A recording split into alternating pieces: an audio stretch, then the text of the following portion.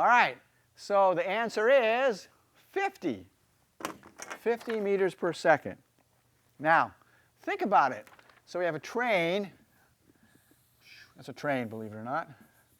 All right, whatever. Train. All right, so the train is moving east at 70 meters per second.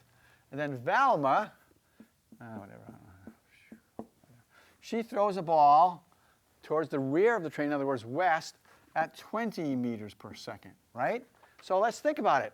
So after 1 second, the train has moved, or Velma has moved 70 meters to the east. But in that same second, the ball has moved 20 meters west. So therefore, what's the velocity of the ball relative to a guy sitting on the street? 70 minus, so what's the velocity? Well, how far is the ball moved after 1 second? 50 meters east. So therefore, what's the velocity? 50 meters per second. All right, so think about that. All right, now we're going to learn a really cool formula that's going to help you with these types of problems. So here's a train moving to the east. Let's say here's a runner moving to the east, and here's Mort just sitting around wasting time.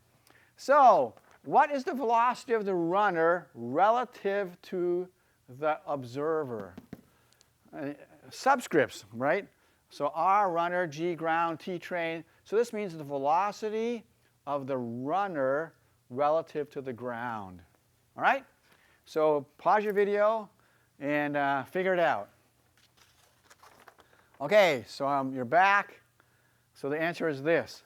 So the velocity of the runner relative to the ground is the velocity of the runner relative to the train plus the velocity of the train relative to the ground. That makes sense, right? I mean, let's say you're in a car going 60 miles an hour, and it's a convertible, and you stand up, no air resistance. So the car's going 60 miles an hour. Then you stand up and you throw a baseball 100 miles an hour relative to the car. Well, what is somebody on the street going to say? They're going to say, 60 miles an hour plus 100 miles an hour, so 160 miles an hour. So that's all that's saying. Now, here's what's cool. All right. Okay, so make sure you understand that. Now, there's actually a nice way to write that, and there's a little bit of a rule.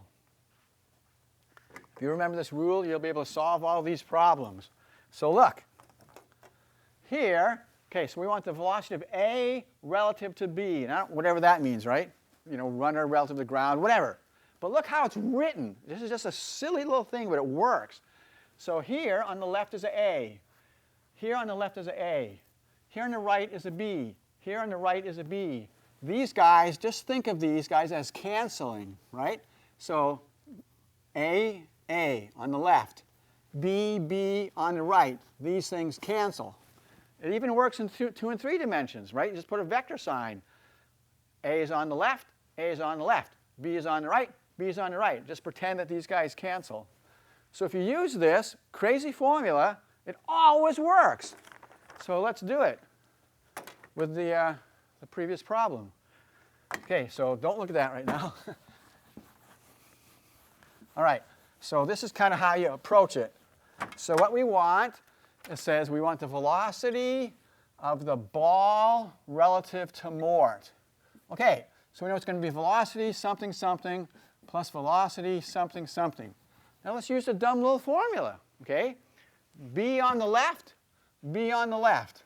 M on the right, M on the right. Now, what's left? The only thing that's left is the train, right? Right? I mean, let's see. Yeah. So, right, train. So put a T there, put a T there. That's all there is to it. So let's do it. So what's the velocity of the ball relative to the train? Negative, right? Negative 20 meters per second. What's the velocity of the train relative to Mort? 70 meters per second. So that equals 50 meters per second. Yay! All right, okay? All right, that is enough for this video.